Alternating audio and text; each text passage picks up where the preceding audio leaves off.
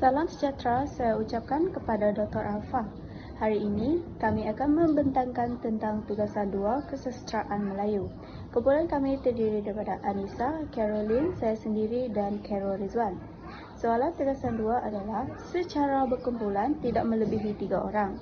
Pelajar dikehendaki merumuskan pemikiran Usman Awang daripada 2 jenis genre yang berbeza, iaitu puisi Melayu moden dan prosa Melayu moden. Persembahan perlu dibuat dalam bentuk PowerPoint.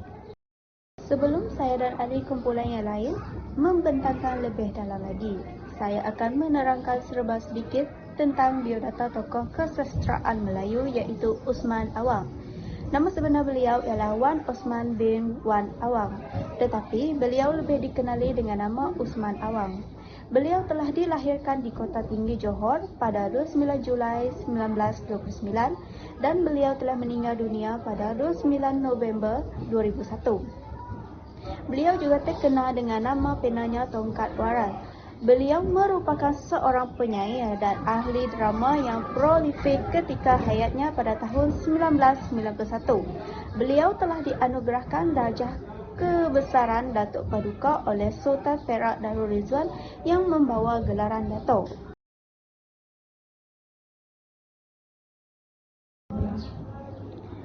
Dalam kesastraan Melayu, terdapat 2 jenis genre iaitu puisi Melayu dan prosa Melayu. Seperti yang kita semua tahu, 2 jenis genre ini memiliki zaman iaitu puisi Melayu moden dan puisi Melayu tradisional. Begitu juga dengan prosa, ada prosa Melayu moden dan prosa Melayu tradisional.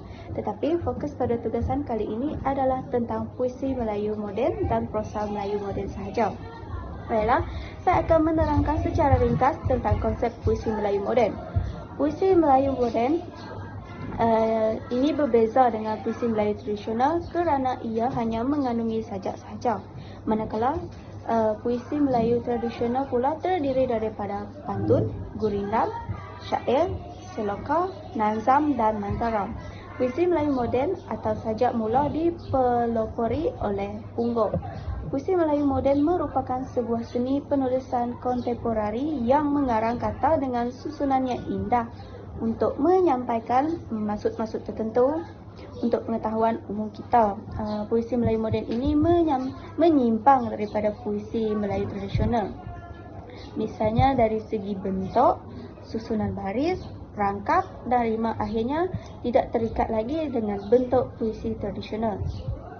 Puisi Melayu moden juga dikenali sebagai sajak yang merupakan perkataan yang berasal daripada perkataan Arab iaitu saj yang membawa maksud karangan puisi.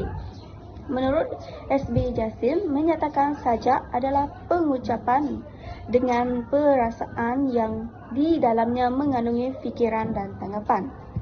Manakala Muhammad Haji Saleh pula berpendapat bahawa sajak merupakan satu bentuk sastra yang kental dengan muzik bahasa serta kebijaksanaan penyair dan tradisinya. Sajak juga merupakan karangan yang berbentuk bebas yang tidak terikat dengan kepanjangan suku kata atau rima tertentu. Itu saja daripada saya dan saya akan serahkan pembentangan kepada Anissa. Baiklah, terima kasih saya ucapkan kepada saudari Caroline.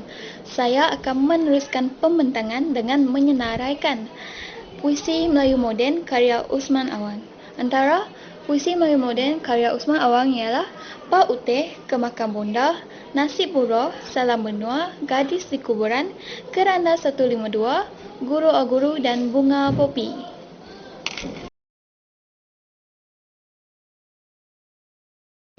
Baiklah, seterusnya ialah pemikiran puisi Melayu moden.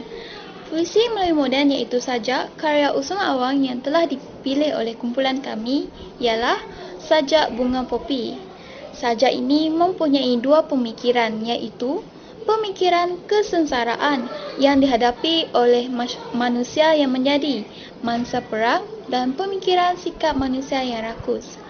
Pemikiran yang pertama dalam sajak tersebut ialah pemikiran kesengsaraan yang dihadapi oleh manusia yang menjadi mangsa perang. Peperangan sepatutnya tidak berlaku, namun disebabkan oleh sikap sesetengah manusia yang mementingkan diri, maka berlakulah peperangan. Disebabkan oleh peperangan, manusia terpaksa mengharungi pelbagai cabaran akibat peperangan seperti kehilangan dan kematian ahli keluarga, kebuluran, hilang sumber rezeki dan keruntuhan sifat kemanusiaan. Kesannya, dunia menjadi porak-poranda serta ramai rakyat yang terpaksa berhadapan dengan kesengsaraan. Perkara ini dapat kita lihat dalam rangkap ketiga Sajak Bunga Popi karya Usman Awang, iaitu yang lain kehilangan anak, suami dan kekasih, hilang pergantungan, hilang pencarian, hidup kebuluran, ribuan janda, ribuan kecewa, ribuan sengsara, jutaan anak-anak yang yatim hidup meminta-minta. Dalam rangka ini dapat kita lihat pemikiran yang cuba disampaikan oleh Usman Awang, iaitu pemikiran kesengsaraan yang dihadapi oleh manusia yang menjadi mangsa perang. Baiklah, pemikiran yang seterusnya ialah pemikiran manusia yang rakus. Lazimnya, peperangan berlaku disebabkan oleh sikap manusia yang suka mengambil kesempatan di atas kesempitan yang dialami oleh orang lain. Hal ini boleh mendatangkan kesan yang buruk kepada mangsa-mangsa peperangan tersebut, kerana ramai orang yang kehilangan ahli keluarga tersayang serta hilang punca pendapatan. Sebagai seorang manusia, kita tidak seharusnya bersikap mementingkan diri semata-mata. Hal ini dapat kita lihat dalam rangkap keempat Sajak Bunga Popi karya Usman Awang, iaitu manusia gila perang telah membunuh segala mesra, perang berlangsung mencari untung tanah jajahan, perang berlangsung membunuh anak dalam buayan, perang berlangsung menghantar lebur nilai kebudayaan. Kita beralih pula kepada prosa Melayu moden, iaitu cerpen, drama dan novel. Prosa Melayu moden terdiri daripada cerpen, novel dan drama. Prosa moden merujuk kepada hasil kesusasteraan yang ditulis dalam ayat-ayat biasa, yang merupakan satu bentuk kesusasteraan yang lebih mudah difahami. Beberapa hasil karya prosa Melayu moden yang ditulis oleh Usman Awang iaitu seperti Tulang-tulang berserakan, Untuk Malaya Merdeka, Turunnya Sebuah Bendera, Kami Yang Terlibat, Musika Udar dan Dara, Degup Jantung Malam Kemerdekaan, Temu di Bukit Keni dan Matinya Seorang Pahlawan, Jebat Serunai Malam. Prosa Melayu moden yang kumpulan kami pilih iaitu cerpen yang bertajuk Suami dan Isteri. Baiklah, kita beralih kepada pemikiran cerpen tersebut. Pemikiran yang pertama iaitu pemikiran tanggungjawab. Tanggungjawab merupakan perkara yang penting dalam setiap hidup manusia. Penulis menceritakan bahawa Mahat bertanggungjawab dengan rumah tangganya walaupun berlaku masalah dan isu yang besar. Sebarang tanggungjawab tidak boleh dipandang remeh dan bersahaja. Oleh itu, pemikiran tanggungjawab yang ditayangkan dalam cerpen ini menunjukkan kelakuan suami isteri yang perlu dicontohi semasa berlaku sebarang masalah. Baiklah, contoh dalam petikan pula iaitu hari itu dia makan dengan penuh nafsu. Hari itu pula lah dia menimang tinggi-tinggi anaknya yang bongsu. Hari itu pula lah dia mencium dengan mesra anaknya yang lain. Dan pada hari itu pula lah dia memberikan sinar kasih yang dipancarkan melalui matanya serta menerima pula cahaya kasih yang ditumpahkan oleh isterinya. Malam itu sama-sama mereka menidurkan anak-anaknya. Bagi pemikiran tentang cerpen tersebut yang kedua iaitu pemikiran keprihatinan. Penulis menceritakan berkenaan kedatangan ahli keluarga Minah ke rumah Mahat semasa mereka mengetahui bahawa Mahat sedang sakit. Sikap ahli keluarga perempuan yang menunjukkan keprihatinan terhadap bakal suami kepada Minah dilihat amat tinggi. Penulis ingin mempamerkan pemikiran keprihatinan ini kepada masyarakat untuk dijadikan teladan.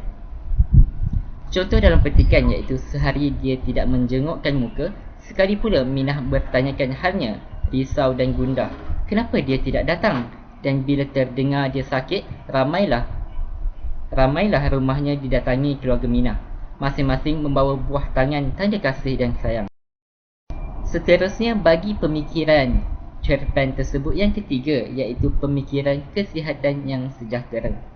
Penulis menceritakan berkenaan suasana ketika di anjung rumah semasa berlaku pertengkaran antara suami dan isterinya. Si suami sedang menyedut candu rokok sambil menatap gambar yang tergantung di dinding rumah. Pemikiran menjaga kesihatan dititik beratkan kerana kesihatan perlu dijaga sebaik mungkin agar tiada masalah kesihatan yang timbul. Contoh dalam petikan pula ialah pertengkaran dengan isterinya pagi itu menyebabkan dia menyendiri duduk di anjungan rumah sambil menyedut candu rokok. Sambil mengepulkan asap rokok, gambar itu ditentangnya. Bagi pemikiran cerpen Suami dan Isteri oleh Osman Awang yang terakhir, iaitu pemikiran rasional. Sebarang masalah atau isu yang timbul perlulah dilaksanakan dengan rasional, menggunakan pemikiran yang waras tanpa mementingkan emosi. Jadi penulis mengetengahkan berkenaan pemikiran rasional kepada pembaca untuk menjadi contoh teladan kepada semua. Memikir dan membuat keputusan secara rasional menyebabkan masalah yang timbul tidak akan menjadi besar. Bagi contoh dalam petikan pula ialah, dan bila anak-anaknya menangis, Mahat tidak melanjutkan pertengkarannya. Dia dengan rokoknya duduk membatukkan diri di anjungan rumah sewanya, dan Minah pula tidak melanjutkan. Sekian sahaja daripada kumpulan kami. Terima kasih.